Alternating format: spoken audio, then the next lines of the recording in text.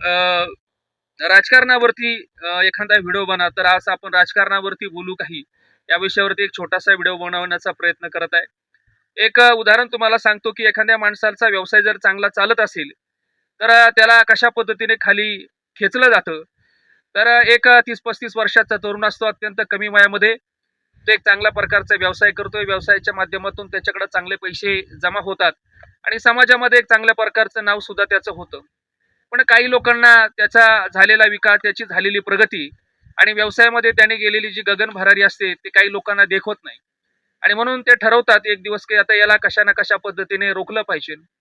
पण काही लोक फार हुशार असतात, जे आपण म्हणतो गावामध्ये बसलेले चांडाळ चौकटी, की संपूर्ण आयुष्य त्यांचं त्याच कामामध्ये गेलेलं असतं. आयुष्यामध्ये अनेक लोकांना त्यांनी खाली आणलेलं असतं. स्वतःचं आयुष्यामध्ये कधीच त्यांनी करिअर उभं केलं नसतं, पण अनेकांचं करिअर मात्र त्यांनी उद्ध्वस्त केलेलं असतं, त्याच्यावरती पाणी मात्र मारलेलं असतं.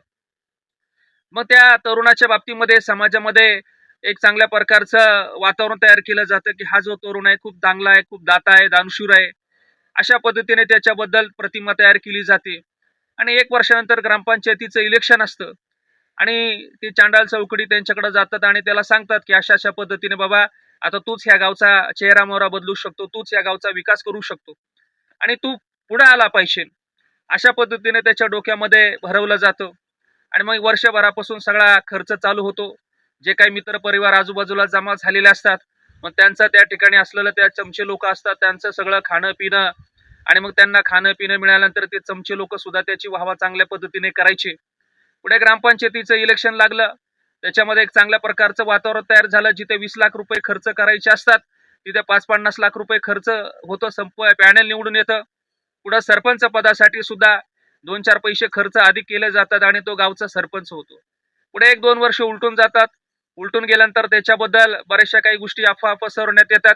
त्याचं चारित्र्यहरण करण्यात येतं आणि या सगळ्या गोष्टींचा त्याला मनस्ताप होतो आणि एक चांगला व्यवसाय त्याचा चालू असतो. त्याच्याकडे सुद्धा त्याचं दुर्लक्ष होतं आणि पुढे 4-5 वर्षामरणे 4-5 वर्षामध्ये त्याचं राजकारण सुद्धा त्या ठिकाणी संपलेलं असतं आणि व्यवसायामधून सुद्धा तो बाजूला झालेला असतो.